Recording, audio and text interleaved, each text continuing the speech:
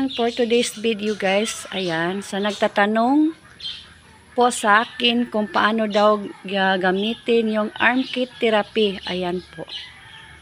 Ganyan po ang paggamit sa arm kit therapy. Ayan. Don't mind na lang sa unan dyan guys, kasi dyan po siya magpahinga. Ayan. Dyan po siya magpahinga at saka don't mind na lang din sa fish towel na sa likod. Ayan. Good morning. Ayan po.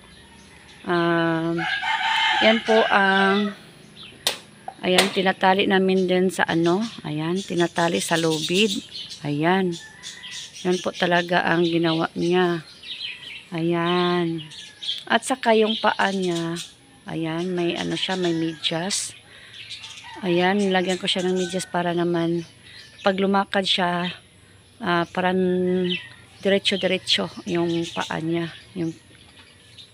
Ayan po. Taas! Taas pa, taas. Ayan. Ganyan po talaga. Yan po ang paggamit sa arm kit therapy. Arm kit therapy from Shopee. Ayan. Kasi sa online, napakamahal po. Kaya, manap ako ng paraan. Don't mind na lang sa tent doon sa guys, sa stairway. Ayan. Sa hagdan. Ayan. Ayan po. Ayan. Taas mo pa. Ayan po. Good morning, Friday morning. Friday morning, 7 o'clock in the morning. Ayan po. Yan po ang ginawa namin. Ayan. Para naman sa exercise sa kamay niya, right side. Hindi naman siya malaglag kasi may naman siya. May tali sa kanyang sa kamay. Pasensya na po na may unan sa kabilang side niya kasi ayan po. Ayan. So nagtatanong diyan, yan po ang paggamit ng arm kit therapy from Shopee. Kasi may nagtatanong sa akin kahapon kung paano daw gagamitin yun.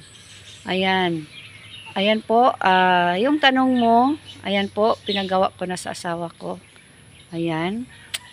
Para sa kamay niya kasi yung right side niya, yan po ang walang malay. At saka yung sa right side niyang paa, yan po ang walang malay.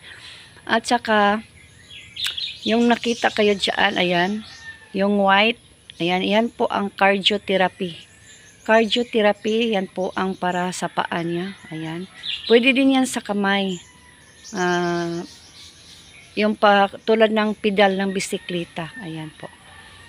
Ayan po, ang tawag dyan is cardio. Ayan po, yung white, ayan, yung white. Yung katabi sa fish towel niya. Ayan po. Yan po ang tawag dyan is cardiotherapy. Ayan. At ito din po yung niya, yung bagong dating.